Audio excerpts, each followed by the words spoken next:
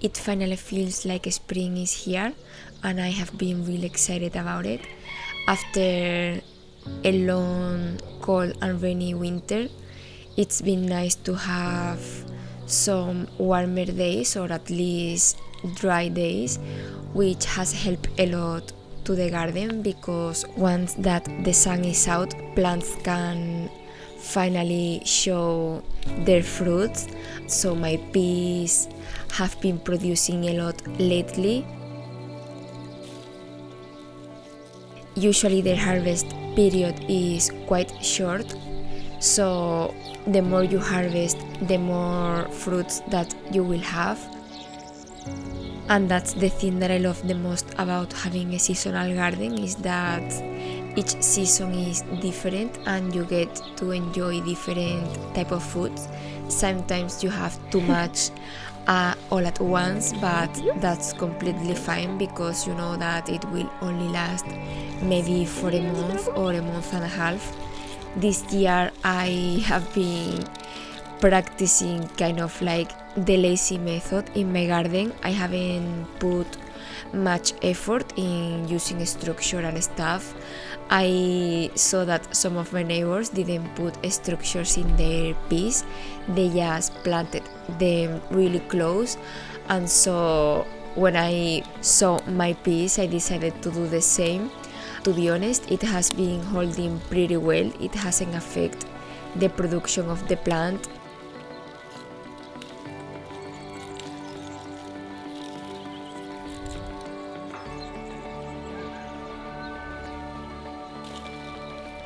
Something that I'm always reminded of this time of the year is the value in patience, like the bamboo plants that you can see behind me, which are now more than 3.5 meters tall. I planted those bamboos from only one pot of bamboos, and because we didn't have much money back then and we were trying to save, I divided the base in 4 plants, and I actually carried some of the bamboo roots and planted them separately.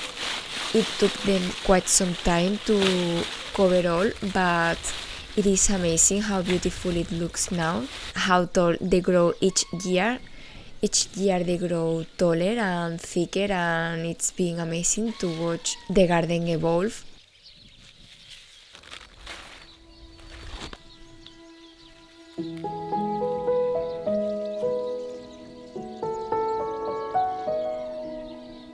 This Lophinemist plant is a favorite of mine.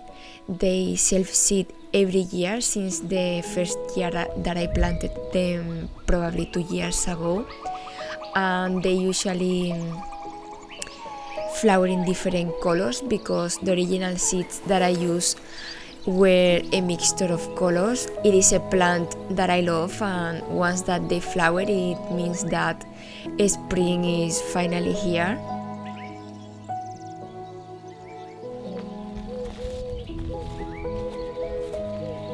It's been amazing to watch this lemon tree thriving over the years, and I love when the spring season arrives, because new flowers blossom and they are one of my favorite scents.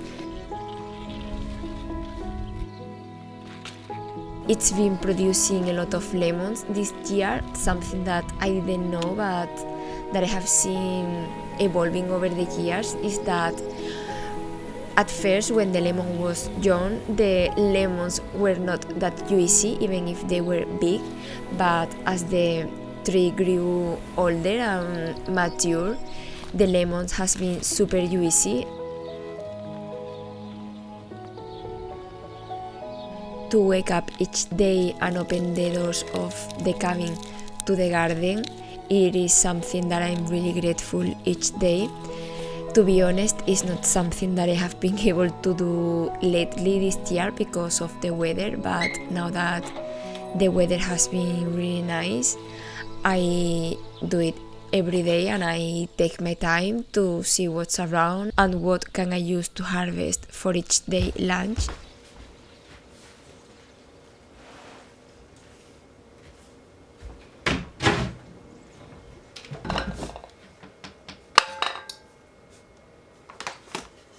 Since the lemon tree has been thriving and we have been able to harvest a lot of lemons, I wanted to make a recipe this week of a baked good that I usually do with a different type of fruit. Since this time of the year the ones that we have now are lemons, I want to adapt my kitchen recipes more and more to the season's food instead of going all the way around. Today that's what I'm going to do before starting my day.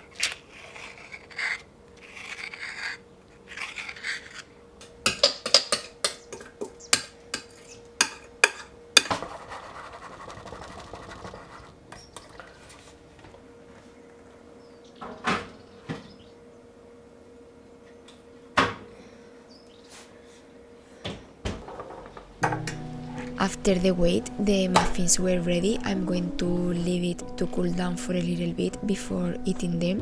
They don't look that pretty, but they taste really good.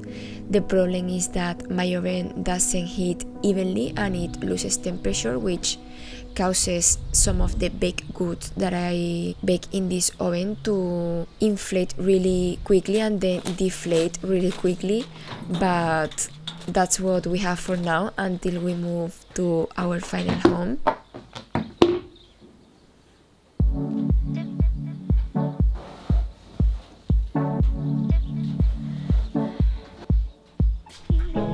This year I have been taking gardening at a different pace. During the last 2 years I was planning a lot and doing seedlings way early in the season. I will start on February and draw my plants and do a lot of stuff, but then life happens. I couldn't work in my garden as I wish because my full-time job is not gardening or dedicating my time to the garden. I have been actually working to make money to build the house, and when I wasn't in the house build, I was working in my computer to afford the build of our house. So this year, to avoid stress, which really affected me and my mental health last year, I have been taking things and life at a different pace, and I have been wanting to simplify gardening and my plans with my garden this year. I will do the best that I can and prepare as much as I can, but if something doesn't happen the way that I expected, it's completely fine, because sometimes we dream about things and work really hard to accomplish those dreams, but not always things turn out the way that we expected and disappointment happens. That's something that I have been trying to avoid with this project, for example. After sorting out all my seedling trays, I started to get them ready before sowing my seeds. I'm not going to sow many seedlings because this year I'm focusing on this garden. I realized that because my full-time job is not being a gardener or a garden content creator, I can't keep up with the work of a lot of gardens at the same time that working to bring money to our family and being there in case that Pepe needs me. So I'm going to keep it simple, focus on this garden, which is the one that we will enjoy this summer, and next year, if we finally are able to move to our house, I will be focusing on that garden and keep this garden as a perennial probably, or maybe as a flower garden, which is something that I have been really excited for the future.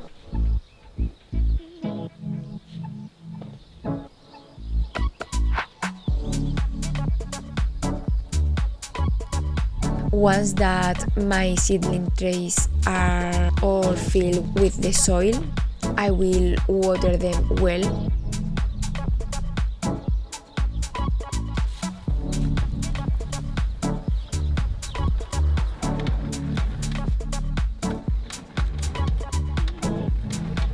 I actually need to keep away from these olive trees because if you don't know, I'm extremely allergic to olive trees.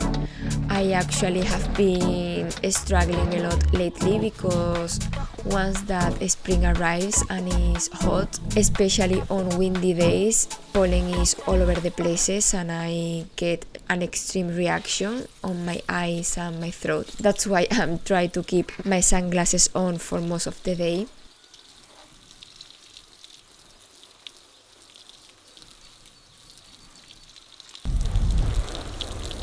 I will water the seedling trays like with a lot of water.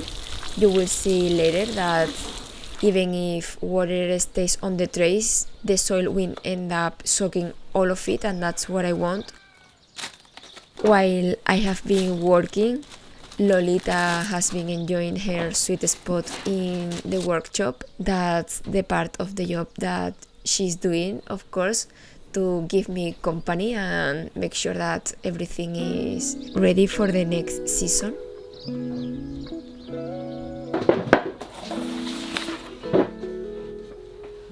A few days early before I film this video, I kind of sort out the seeds that I have and the seeds that I decided to plant. I realized over the years that I like to plant a lot of variety of things rather than planting a lot of volume of just, for example, one type of pepper. Instead of making a lot of seedlings of each seed, I will make a few and have more variety. I always struggle choosing which one I have to plant, because even if my garden is big, it's not huge, but I kind of make my decision of food that I think I will consume more, and giving some space to varieties that I'm excited to grow. For example, this year in my flower garden, I'm focusing more on plants that I know that will work best, like sunflowers, for example. Last year I planted some of these varieties, but unfortunately the sun was too hot and burned most of them. So this year I will try it again to see if they work. One of them worked pretty good and it gave beautiful sunflowers all summer long, so I will sow all of these varieties and then see which one ends up producing. I have been learning about summer yarns, so while I do this job, which is kind of repetitive at this point, I have been listening to some podcast that teaches me about brands and materials that work best for summer knitting, so I'll keep you posted with the new projects that I will start.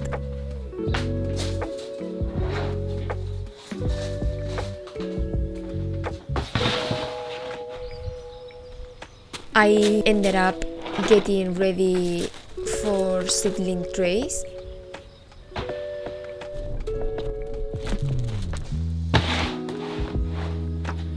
And I started sowing in this one corns, green beans and pumpkins.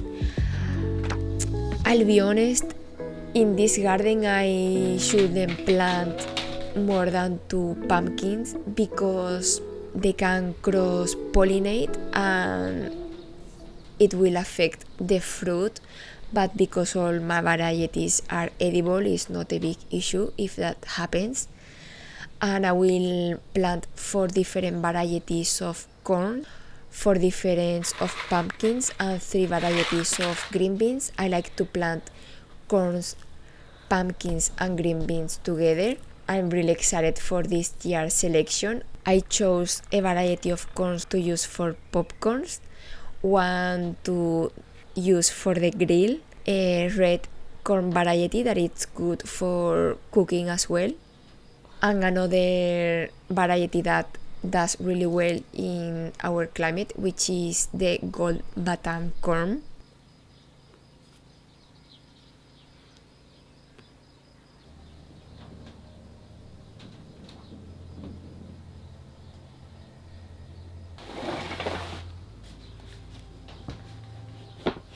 With peppers, tomatoes and eggplants, I'm doing the same thing. I'm planting more varieties but less seedlings of each to make sure that my sprouting rate increases. I sow 2 to 3 seeds per tray just in case.